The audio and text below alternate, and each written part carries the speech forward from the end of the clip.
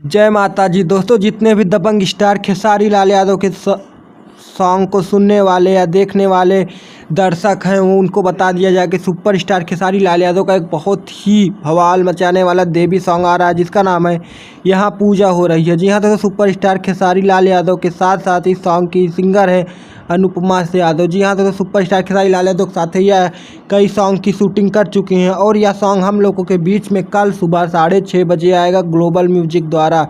जी हाँ तो सुपरस्टार खेसारी लाल यादव के जितने भी फ़ैन हैं उनके इस गाने को ज़रूर से ज़रूर सुनिएगा और अपना बहुत सारा प्यार और आशीर्वाद दीजिएगा। दोस्तों, सुपरस्टार खेसारी लाल यादव का इस नवरात्रि पर एक से बढ़कर एक देवी सॉन्ग आ रहे हैं और मार्केट में काफ़ी धूम मचा रहे हैं। दोस्तों, सुपरस्टार खेसारी लाल यादव के सभी सॉन्ग ट्रेंडिंग पर आते हैं। आप लोग इस सॉन्ग को भी इतना प्यार दीजिए कि यह ट्रेंडिंग पर आए।